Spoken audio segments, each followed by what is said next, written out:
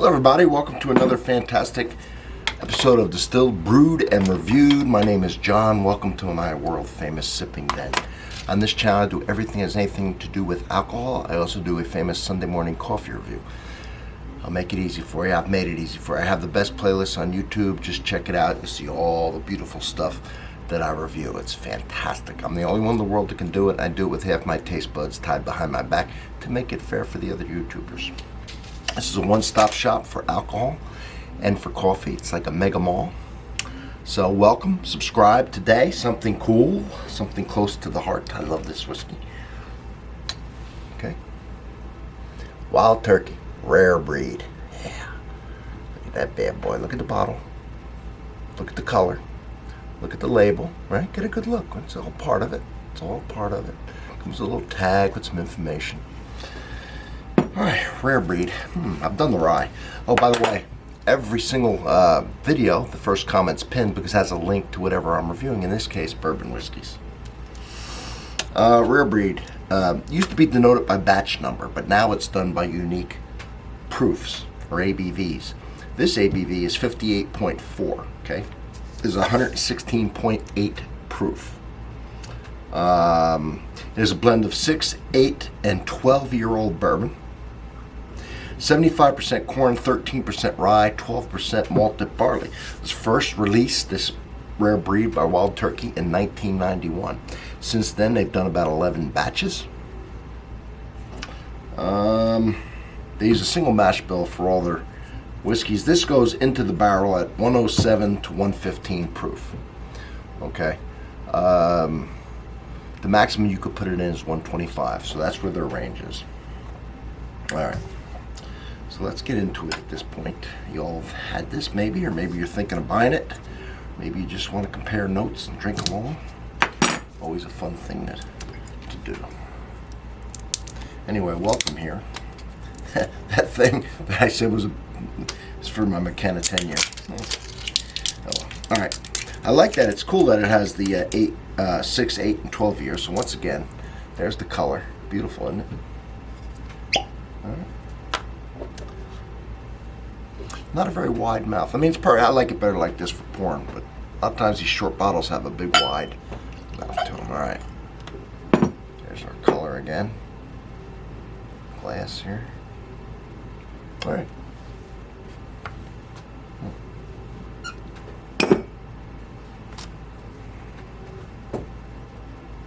Let's get into the old nose.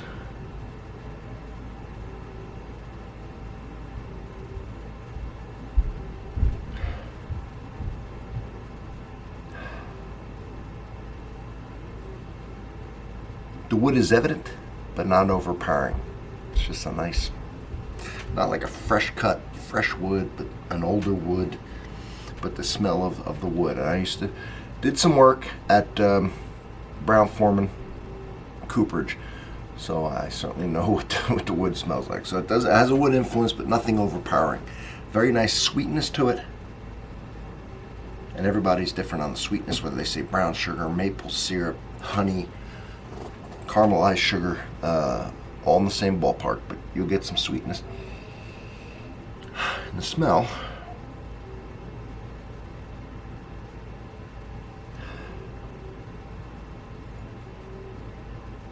I seem to always pick out maybe like some citrus. You might get lemon, you might get orange, you might not get anything, I don't know.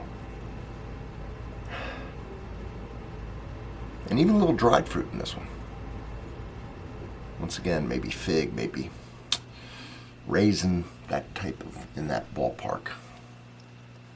Maybe even dried apricot. So it smells very good. Oh yeah, it smells real nice. I just opened it, so it'll mature and change. Of course, we don't have, when I sit down in the den here, and I park myself in one of these beautiful leather chairs, and I sit for a while, it changes over time, and I always want to go back a lot of times and add stuff. Just note it, that if you have an older bottle, certainly if you have a different proof, would be a different batch, be a little different. And then it will change and open up. Let's give this a taste. Let's do the acclimation sip. You know how important that is, right? Extremely important to take that first 10 seconds without swallowing it. Numb the pain receptors, and then open up the taste buds for the taste of it. So first sip, we're just going to acclimate ourselves. We're not going to worry about the taste.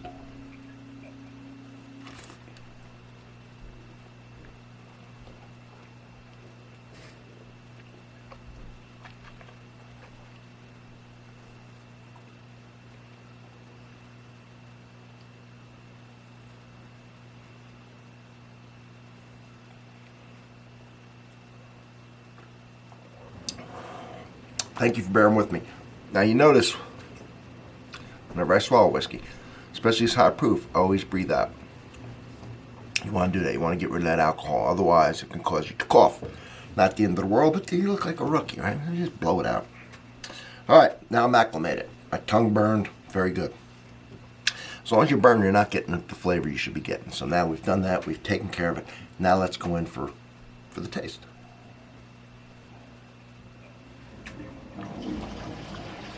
Mm-hmm.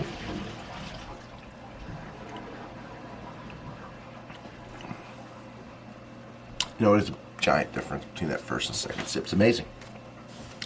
I'm doing it forever. I'm still amazed. If you have never done it, try it. And then you're good for however long you'll be drinking. You don't have to do the acclimation sip once in a setting. Lasts for about an hour or so.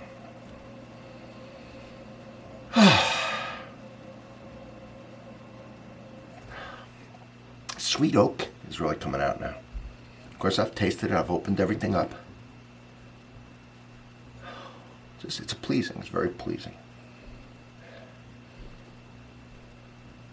I'm liking the caramel, toffee, the fruit, both. I get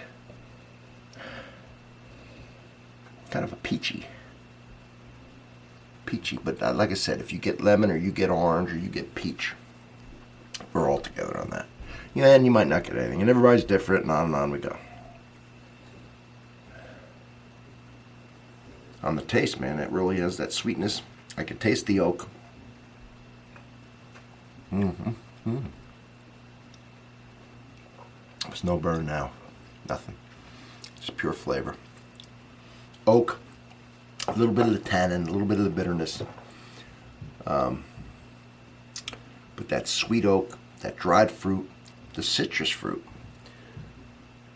And when I mean sweet, once again, whether you think it's toffee, brown sugar, maple syrup, always in the same type ballpark with bourbons.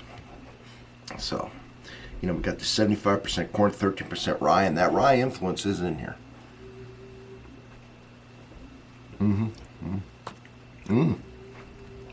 That was a whole sip of orange. It's weird. Whole sip of orange. I love orange. That was a whole sip of it. So, got the rye spice, and the finish is a nice sweetness. Orange, for some reason, coming on strong.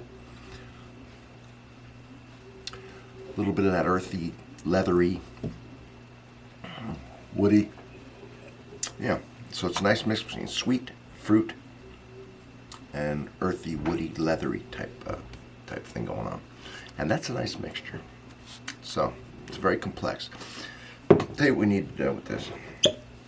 Definitely need to try it with some water. Let's see what's going on. Let's see how water, lowering the proof, putting this in where the alcohol molecules will bind with the water, and definitely I should change the profile of it.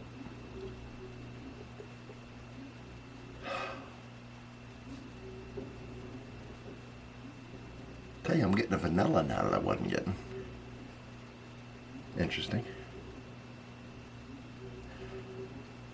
And that peach has turned to an orange. I don't know what the hell's going on with the orange.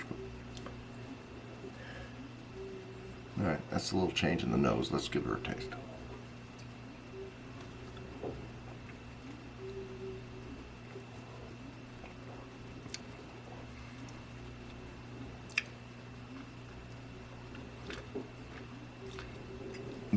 Mood it down. The tannin, the bitterness of the wood. Sweetness is the same at a less level, but still sweet. It's like not as much sugar, but still tasting sugar type thing.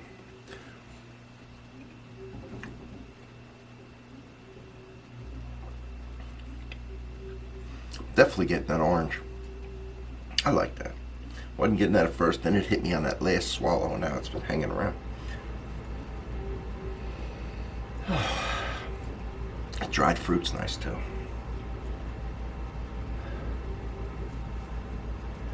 Apricot, plum, raisin, that kind of dry, like a bag of dried fruit. With the water, you're going to get a little vanilla, and that vanilla with that orange is reminiscent slightly. Reminds me a little bit of a creamsicle, and I love creamsicles. So this is good. This is good straight. This is good with a little water. I'm assuming this would be really good with a nice cube of big ball of ice. Yeah, now tell you what I'm gonna do the next video. It's gonna be interesting. I've done this now, and I've done this. Okay, it's the rye, and now I want to compare them side by side. I want to compare the rye with the bourbon. Same exact ingredients, just in different levels. Sometimes you drink a bourbon blind, you might think it's a rye and vice versa. That's common, that's not a big deal, right? It's the exact same, generally, mash bill, or ingredients. So let's see now, we're gonna do the bourbon, 75% corn, 13% rye, 12% malted barley, versus the rye, which is 51% rye, 37% corn, which is a high corn mash bill. If that was reversed, that would be a very high rye mash bill, and 12% barley, so same amount of barley. I'm excited to do it. The proofs are within 4 of each other, so that's really not a factor. Interesting little experiment. We're going to get to that in the next video. So remember, I'll have the rye, I'll have the bourbon, and then I'll have a comparison. And that, my friends, is just plain cool. Thank you for subbing. Thank you for being here. Thank you for commenting. Thank you for everything. And I'll see you all in the next one.